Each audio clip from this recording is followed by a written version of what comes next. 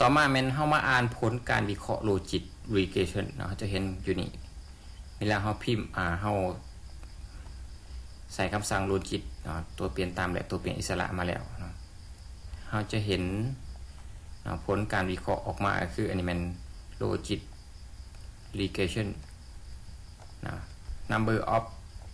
OBS หมายถึงจำนวนตัวอย่างที่เฮาใส่อยู่ในแบบจำลองมัน154ตัวอย่างนะ residual class square 11หมายถึงตัวเปลี่ยนอิสระทั้งหมดมีอยู่11ตัวเปลี่ยนนะค่า probability ใหญ่กว่า class square ออกอยู่ 0.1159 หมายความว่าตัวเปลี่ยนอิสระทั้งหมดนี่สามารถอธิบายตัวเปลี่ยนตามแต่บ่มีความเชื่อมั่นเพราะว่าเขาจะบ่งบอกว่าตัวเปลี่ยนใด1หรือว่าตัวเปลี่ยนอิสระทั้งหมดสามารถอธิบายตัวเปลี่ยนตามได้ทั้งหมดจักเปอร์เซ็นต์แม่นให้เอาค่า1ลบให้กับค่าของ probability นี่นะเห็นผมจะออกอยู่ 0.1159 แสดงว่ามันจะบ่นอนอยู่ในความเชื่อมั่นที่เฮาตั้งไว้ในเบื้องต้นความเชื่อมั่นเฮามี3ระดับ90 95และ99อันนี้เฮาไล่ออกมามันออกอยู่89จุดปลายหน่อยนึงแสดงว่าบ่มีความเชื่อมั่นเนาะค่า p pseudo r square คือหมายบ่งบอกว่าตัวเปลี่ยนอิสระทั้งหมดสามารถอธิบายตัวเปลี่ยนตามได้จักเปอร์เซ็นต์แม้นให้เอา 0.0809 คูณ100จะได้อยู่ 8.09% แต่บ่มีความเชื่อมั่นเพราะว่าเฮาเบิ่งจากค่า probability นะใหญ่กว่าค่า square นี้สำหรับในการรัน logic regression ทั่วไปแม่นเฮาบ่สามารถที่จะเอาไปอธิบายผลการวิเคราะห์ได้ครับฉะนั้นหลักการของมันก็คือเฮาต้องผ่านการวิเคราะห์แบบ marginal effect ก่อนนะครับหลังจากเฮาใส่คำสั่ง mfx ก็คือย่อมาจาก marginal effect นะผลการวิเคราะห์เนาะแม่นเอาตัวตาราง marginal effect นี้เฮาจะเห็นคำว่า mfx นี่เอาตัวตารางตัวนี้ไปอธิบายในการรันlogic regression ธรรมดาจะเห็นค่าสัมประสิทธิ์ของตัวเปลี่ยนอิสระเนาะค่า coefficient คืออันนี้มันสมผลเส้นสื่อทั่วไปกับค่าเบต้า0ก็คือค่า constant นี้แต่หลังจากเขาใส่ผลกระทบส่วนเพิ่มเนาะ marginal effect เข้าไปมันจะได้เนาะค่าผลกระทบก็คือค่าโอกาสหรือว่าค่าการตวงที่เกิดขึ้นเพราะว่าลักษณะพิเศษของโลจิกก็คือตัวเปลี่ยนตามมี2ค่า0กับ1นะฉะนั้นเครื่องมือที่ใช้ในการวิเคราะห์ก็คือมันโลจิกนะในการอธิบายก็คืออธิบายเป็นโอกาสอยู่ในตารางนี้จะบ่งบอกว่าตัวเปลี่ยนใดมีผลบ่มีผลต่อตัวเปลี่ยนอิสระทั้งหมดเนาะมีผลบ่มีผลต่อกับตัวเปลี่ยนตามแม่นเฮาเบิ่งจากค่า p value นี่อันนี้มันเขตปฏิเสธ 95% ทางฝากซ้ายและฝากขวาอันนี้เฮาบ่ได้อ่านค่ามันครับสำคัญแม่นให้เบิ่งค่า p value ใหญ่กว่าค่าสมบูรณ์ของ z นะถ้าค่าตัวนี้ออกน้อยกว่า 0.1 แสดงว่าตัวเปลี่ยนอิสระนี่สามารถอธิบายตัวเปลี่ยนตามได้หรือในทางศัพท์ของเศรษฐามิติคือว่า significant ก็คือสามารถอธิบายมีความเชื่อมั่นได้นะค่าตัวนี้ต้องบ่เกิน 0.1 ถ้าน้อยกว่า 0.12 ถือว่ายอมรับได้นะท่านจะเห็นว่าค่าอยู่ในนี้นะ p value ใหญ่กว่า z มีอยู่3ตัวเปลี่ยนที่สามารถอธิบายตัวเปลี่ยนตามได้นะตัวเปลี่ยนที่1คือ อาชีพนะจะมีความเชื่อมั่นเพราะว่ามันออกอยู่ 0.022 นะตัวเปลี่ยนต่อมาแล้วมันประสบการณ์ในการเฮ็ดเวียกจะมีผลต่อกับการเลือกรูปแบบการออมและความรับรู้ทางด้านการเงินตัวทำอิฐก็มีผลต่อกับการเลือกรูปแบบทางด้านการออมคือกันแสดงว่าอยู่ในนี้11ตัวเปลี่ยนมีอยู่3ตัวเปลี่ยนที่มีผลเพราะว่าค่าของ p value มันจะน้อยกว่า 0.1 ฉะนั้นเราจะเบิ่งว่า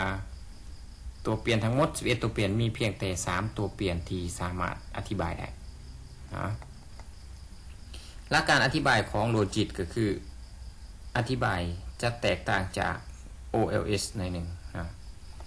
ในนี้อาจารย์จะอธิบายตั้งแต่ตัวเปลี่ยนที่มันมีผลและก็เครื่องหมายของมันนะฉะนั้น OCC ก็คืออาชีพนะ ในการอธิบายหมายความจังไดอาชีพมีการพัวพันหรือว่ามีผลต่อกับ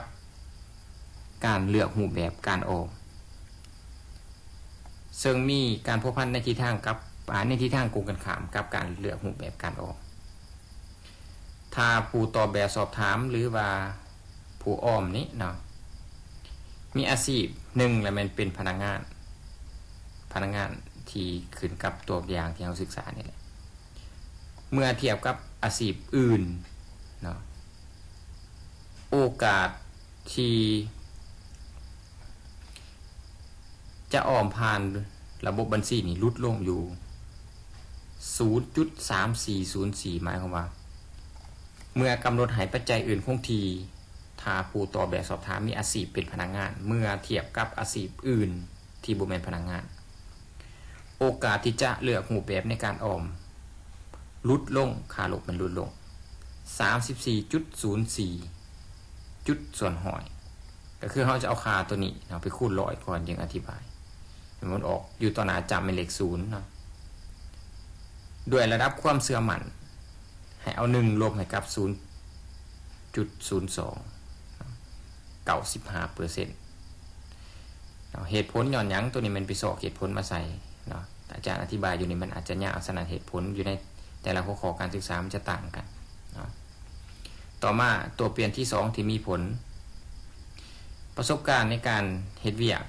มีการพัวพันกับการเลือกรูปแบบการออมในทิศทางตรงกันข้ามกันถ้ากำหนดให้ปัจจัยอื่นคงที่ประสบการณ์ของผู้ตอบแบบสอบถามนี่เพิ่มขึ้น1ปีประสบการณ์วัดเป็นปีโอกาสที่ผู้ตอบแบบสอบถามจะเลือกรูปแบบการออมในการออมผ่านระบบธนาคารนี้ลดลงอยู่ 2.48 จุดส่วนหอยด้วยระดับความเชื่อมั่น 90% ตัวเป็นที่3ความรู้ทางด้านการเงินเนาะส่วนที่1มีผลต่อกับการเลือกรูปแบบในการออมในทิศทางเดียวกันก็คือในทิศทางบวกมันออกมาเป็นบวกแสดงว่าในพัวพันในทางเดียวกันถ้ากำหนดให้ปัจจัยอื่นคงที่ถ้าผู้ตอบแบบสอบถามมีความรู้ทางด้านการเงินเพิ่มขึ้นเมื่อเทียบกับผู้บ่รู้โอกาสที่ผู้ตอบแบบสอบถามนี่จะเลือกรูปแบบการออมผ่านระบบบัญชีอยู่ในธนาคารนี่เพิ่มขึ้นอยู่ 39.69% ด้วยระดับความเชื่อมั่นอยู่ 95% นะอันนี้มันหลักการในการอธิบายการเบิ่งคำว่ารูจิตเวลาเขาอธิบายมันจะอธิบายบอกว่าโอกาสเพราะว่าค่ากระตัว